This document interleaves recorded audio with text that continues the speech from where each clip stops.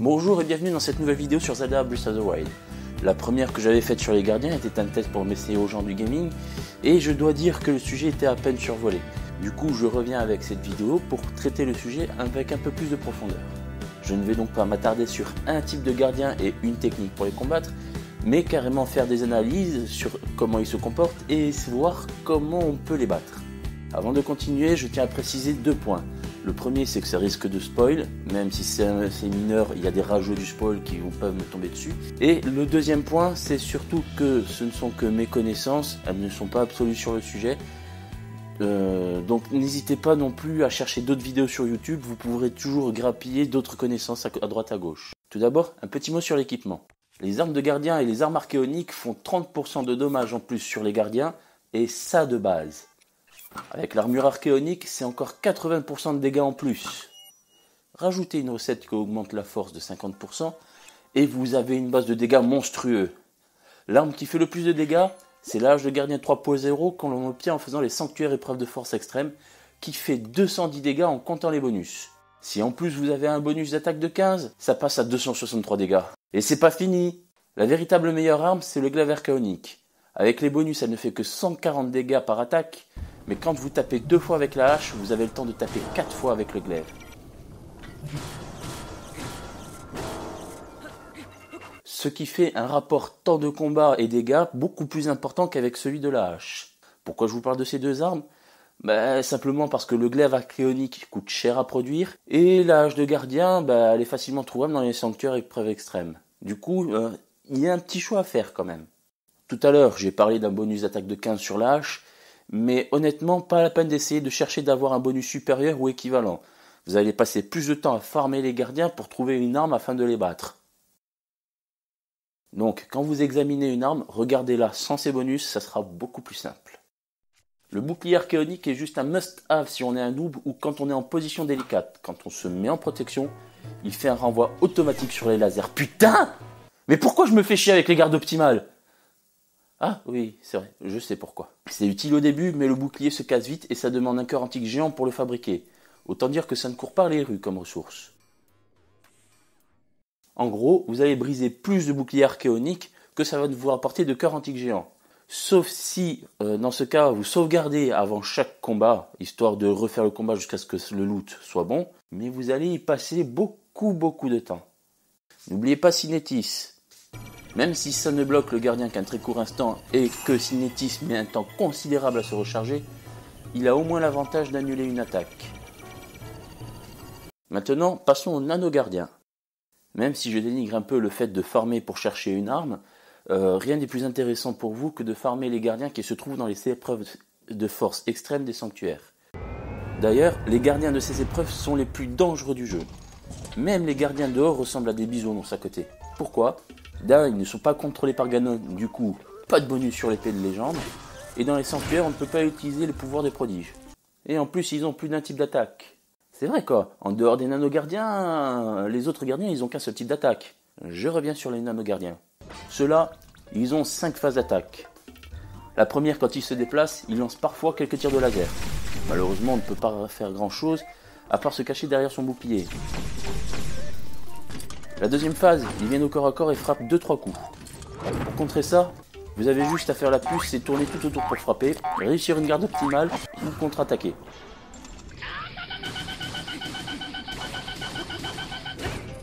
Comme un combat classique en somme. Pour la troisième phase, le gardien va faire un saut en arrière et foncer vers vous en mode tourniquet.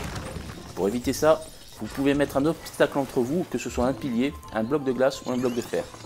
Pour savoir quel obstacle vous allez devoir utiliser, il suffit d'examiner la pièce avant de rentrer dans la salle de combat. Une fois le gardien bloqué, vous pouvez ainsi lui donner quelques coups.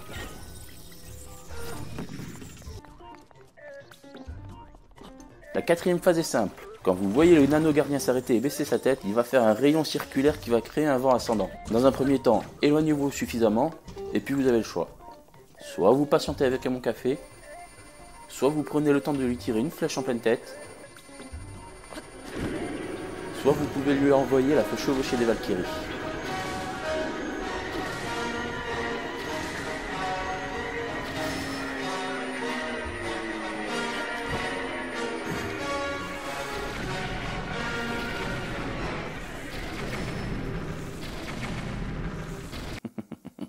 Bref, le nano gardien entre en dernière phase quand il ne reste plus beaucoup de vie, et par contre il ne fera plus que ça. Il se place à un endroit, charge un rayon et fait 4 tirs. Vous pouvez tenter de les renvoyer, mais le plus simple restera... Mimi.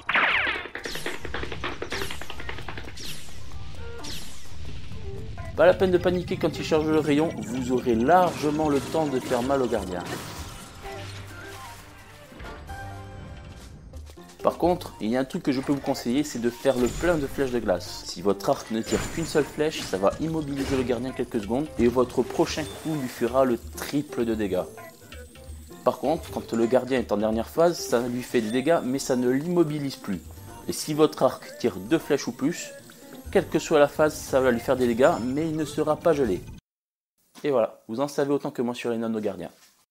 En ce qui concerne les autres gardiens, je n'ai malheureusement pas grand chose à dire dessus. Déjà, ils ont tous la même attaque, ce qui rend le combat quand même assez facile.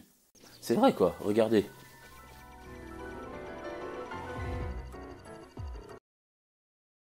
Osez me dire qu'après ça, vous n'avez pas le temps de simplement partir sur le côté pour esquiver, lui tirer une flèche dans l'œil pour le sonner, ou même vous entraîner à la garde optimale.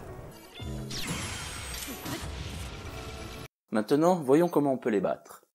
Pour les gardiens enfouis, rien de plus simple. Une bonne arme, quelques coups, et c'est bon. Vous pouvez même les utiliser pour vous entraîner à tout ce que vous voulez. Garde optimale, tirer dans l'œil avant qu'il ne tire, esquiver les lasers, etc.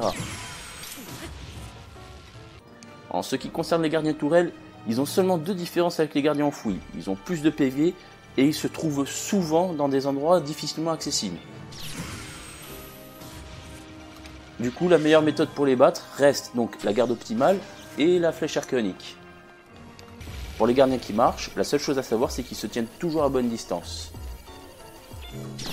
Pour se rapprocher d'eux et les taper au corps à corps, il faut soit les approcher sans être vus, soit leur tirer une flèche dans l'œil.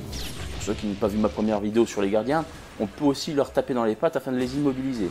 Le plus simple pour les abattre, c'est la garde optimale ou utiliser une flèche archéonique.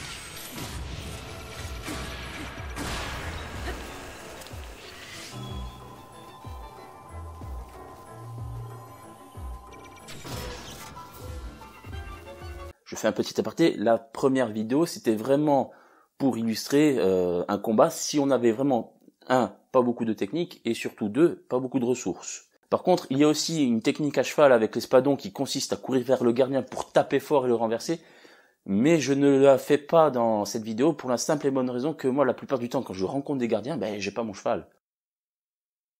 Il reste quoi? Ah oui, les gardiens volants. Il va de soi que les gardiens volants sont inaccessibles pour un combat rapproché. Par contre, toujours comme pour les gardiens à pied, il y a moyen de les immobiliser. Si vous avez un bon arc, vous pouvez détruire les 3 hélices et faire tomber le gardien. Si vous êtes dans un lieu favorable, vous pouvez même leur tomber dessus pour commencer le boulot, et vous pouvez toujours lui tirer une flèche dans l'œil pour gagner du temps.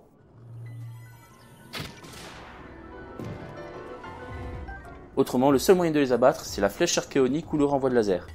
Encore que pour le renvoi de laser, ça risque d'être difficile car les gardiens volants sont très mobiles.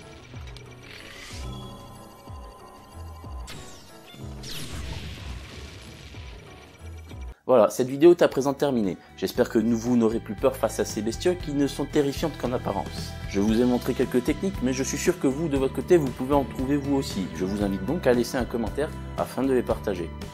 Vous pouvez aussi laisser un commentaire si vous voulez que je traite un sujet de Zelda, en particulier dans une autre vidéo. En attendant la prochaine vidéo, je vous souhaite un bon jeu. Et à mort les gardiens!